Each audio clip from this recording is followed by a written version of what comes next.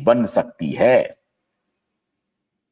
और तब यह देखना पड़ेगा कि क्या परमबीर सिंह, देवेंद्र फडणवीस, एकनाथ शिंदे की बात को सुनते हैं या नहीं सुनते हैं, क्योंकि मामला सबके सामने में है, खुला हुआ है, कोई चीज छिपा नहीं है, सब कुछ सामने में है।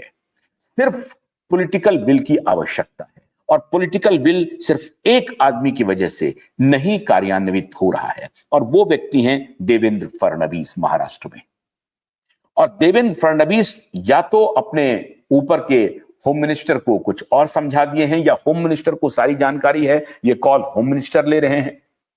तो 5 साल देखिए, लोकसभा चुनाव उन्होंने पुख्ता कर लिया अगले 5 साल के लिए।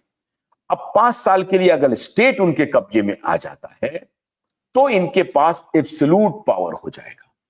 और वैसी स्थिति में जो गुनहगार हैं, जिनका कि अभी कोई पॉलिटिकल स्टेक नहीं है, क्योंकि अगर इलेक्शन के पहले इन दोनों बाप बेटा के खिलाफ कोई कानूनी कार्रवाई होती तो शायद इसका एक पॉलिटिकल लाभ लेने की कोशिश में कांग्रेस पार्टी और शरद पवार और उद्धव ठाकरे इसको भुनाने की कोशिश कर सकते थे।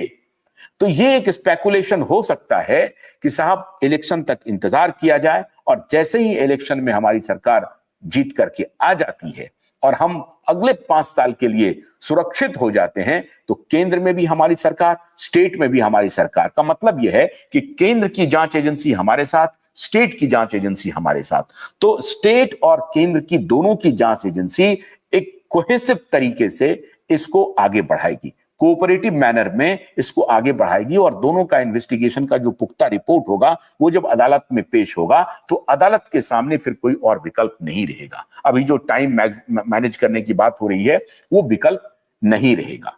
अगर भारतीय जनता पार्टी जीत जाती है तो ये सारे आप आकलन कर सकते हैं कि ये बातें हो सकती हैं, होने जा भी रही हैं, ऐसा ही समझिए। अगर लोकसभा चुनाव के पहले कोई कदम नहीं उठा भारतीय जनता पार्टी की तरफ से तो ये बहुत बड़ा एक मुद्दा था कि आने वाले विधानसभा चुनाव में हो सकता है कि बाप बेटा इस मुद्दे को पॉलिटिकल कलर दे, पॉलिटिकल रंग दे। तो पॉलिटिकल रंग से बचने के लिए भारतीय जनता पार्टी ने खुद को अभी थोड़ा सा बैक स्टेज रखा है और इंतजार कर रहा है कि अगर हम जीत जाते हैं उसके बाद असल लड़ाई शुरू होगी बाप बेटे के खिलाफ, और so for that matter any criminal के साथ। एक तो ये संभावना है। दूसरी संभावना यह है कि चलो भाई, अब तो हम चुनाव में जीत के आ गए, कोई बात नहीं है, अब उद्धव जी आ गए हमारे पास अपने बेटे को बचाने के लिए। क्या करें, राजनीति में ऐसा होता है, अब पुरानी बात हो गई, अब सुशांत भी जा चुके हैं, दिशा भी जा चुकी है, गड़े मुर्दे को क्यों उखाड़ें, रहने देते हैं। एक ये बात हो सकती है। तीसरी बात ये हो सकती है, सीधा सीधी पॉलिटिकल डील हो जाए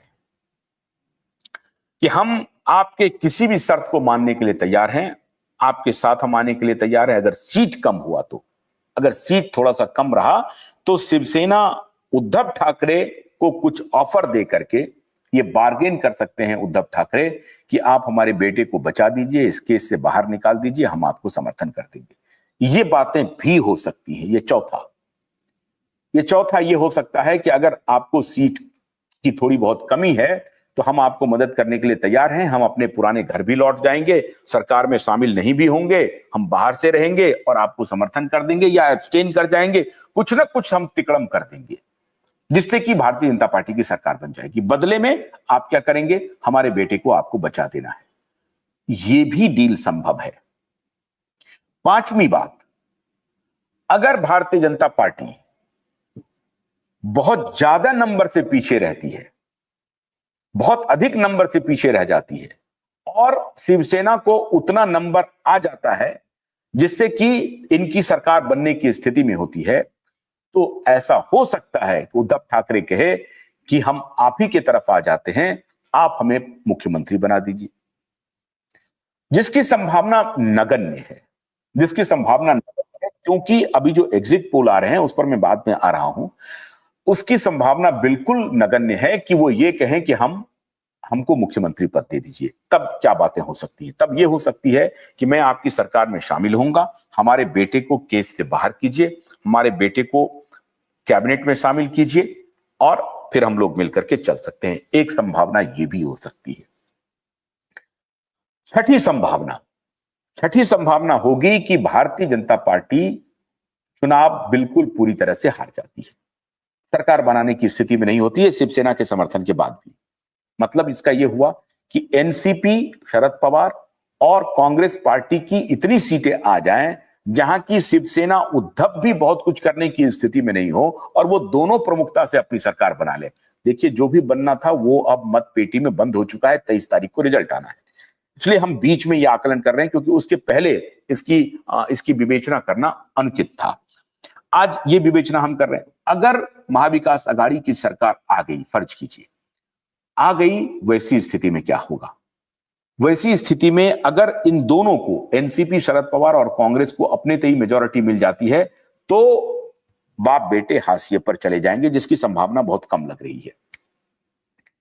लेकिन अगर उन दोनों को शिवसेना, उद्धव ठाकरे के दरबार में हाजिरी लगाने का मौका मिल गया तो पहली फुर्सत में ये कहेंगे कि ये जो हमारे खिलाफ जो केस चल रहा है इसको पूरी तरह से क्लोज किया जाए, और जो एसआईटी बनी है, अगर शिवसेना लेड गवर्नमेंट बनती है तो, और अगर उद्धव ये कहते हैं कि नहीं हम आपको समर्थन देने के लिए तैयार हैं, हम मुख्यमंत्री बनेंगे, फिर वही स्थिति जो 2019-20 में हो गई थी, उसी स्थिति में अगर वो आ जाते हैं 19 की स्थिति में, तो फिर से शरद पवार को और कांग्रेस पार्टी को बीजेपी को रोकने के लिए यह समझौता करना पड़ सकता है, और वही स्थिति हो सकती है। अगर वो स्थिति हो गई तो उद्धव ठाकरे मुख्यमंत्री बन सकते हैं।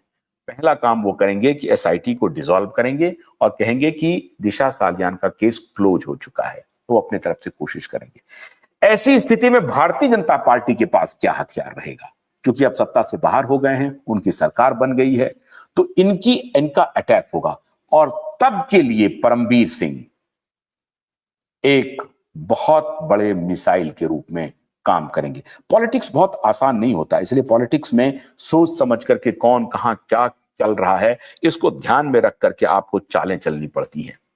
और अब अगर ऐसा हो गया कि उद्धव ठाकरे मुख्यमंत्री बन जाते हैं, तब परमबीर सिंह एक ऐसा हथियार है भारतीय जनता पार्टी के पास जिनकी हर बात एक मजबूत साक्ष्य के रूप में जनता के बीच ले जाई जा सकती है। और भारतीय जनता पार्टी ये कह सकती है कि साहब, जिनका बेटा इतने बड़े कांड में शामिल है, उसके ये आधार हैं, उसके ये साक्ष्य हैं, वैसी स्थिति में उनके मुख्यमंत्री पद के ऊपर बहुत बड़ा बवाल हो सकता है और सरकार अस्थिर हो सकती है, और उनको ताबे में लिया जा सकता है, उनको कंट्रोल किया जा सकता है, उन पर बीजेपी प्रॉक्सी नियंत्रण रख सकती है। ये काम हो सकता है। ये एक 7वीं स्थिति है। 8वीं स्थिति कि उद्धव ठाकरे की जरूरत ही ना पड़े कांग्रेस और एनसीपी, शरद पवार को। वैसी स्थिति में क्या होगा? वैसी स्थिति में उद्धव ठाकरे जाकर के शरद पवार और कांग्रेस से ये कहेंगे कि पहले बात भैया कि ये जो एसआईटी है उसको डिसॉल्व कीजिए, फिर एनसीपी वाले और कांग्रेस वाले बाप बेटे से डील तय करेंगे। कुछ ना कुछ डील तय होगा। राजनीति में ऐसा होता नहीं है कि हमारी दोस्ती हो गई है, आपने हमको बोला है, हम आ गए हैं, आप जो कहेंगे वो कर लेंगे, ऐसा होता नहीं है। एनसीपी और कांग्रेस दोनों एक्सप्लॉइट करेगी उद्धव ठाकरे कि ठीक है, हम आपकी बेटे को तो बचाने की कोशिश करेंगे, लेकिन हमारा क्या, मेरा क्या, प्रधानमंत्री कहते हैं हमेशा, इसमें मेरा क्या? तो कांग्रेस पार्टी और एनसीपी, शरद पवार के लोग पूछेंगे इसमें मेरा क्या? और तब ये देखने वाली बात होगी कि एनसीपी, शरद और कांग्रेस पार्टी ने उद्धव ठाकरे के साथ क्या डील किया है। अगर इस तरह की भी कोई बात हुई, वो भी हम आपको बताएंगे। 23 के बाद सारी बात बताएंगे आपको। अगर इस तरह की कोई डील इन बाप बेटों ने की एनसीपी और कांग्रेस के साथ, तो वो भी पता चल जाएगा। वैसी भी स्थिति में परमबीर एक तुरूप का पत्ता रहेगा भारतीय जनता पार्टी के लिए। इसलिए परमबीर को बहुत ही नजाकत के साथ बीजेपी ने अपने साथ जोड़ के रखा है। परमबीर एक ऐसा तुरूप का पत्ता है कि जिसके मुंह खोलते ही कोई कहीं भी जेल चला जाएगा। और परमबीर खुद को बचाने के लिए ये सारे काम कर सकते हैं और करेंगे भी, ये भी मान के चलिए, करेंगे भी, उनको करना ही पड़ेगा। देखिए, उद्धव ठाकरे से स्कोर सेट करने के लिए एक तरफ तो कांग्रेस पार्टी है, शरद पवार है, भारतीय जनता पार्टी है, एकनाथ शिंदे भी हैं, एकनाथ शिंदे भी स्कोर सेट करेंगे। हैरानी इस बात की थी कि चूंकि ये 2.5 साल का कार्यकाल था, राजनीति में सब कुछ लंबे समय के लिए होता है, इसलिए भारतीय जनता पार्टी और एकनाथ शिंदे कोई जल्दबाजी नहीं कर रही थी। दिशा और सुशांत का मामला एक ऐसा तुरूप का पत्ता है जिसे बीजेपी जब चाहे तब भजा लेगी, क्योंकि केंद्र की सीबीआई, केंद्र की ईडी इनके पास है, स्टेट की एसआईटी, स्टेट का इंटेलिजेंस अभी भी बीजेपी के पास है। अगर यही स्टेट इंटेलिजेंस और स्टेट एसआईटी अगले फिर 5 साल के लिए पुख्ता हो जाए तो बात बन जाएगी और फिर केंद्र और राज्य सरकारें दोनों मिलकर काम करेगी। इसलिए भारतीय जनता पार्टी ये देख रही है कि अगर महाविकास आघाड़ी की किसी न किसी कारणवश सरकार बन जाती है तो हमें क्या क्या प्लान करना चाहिए।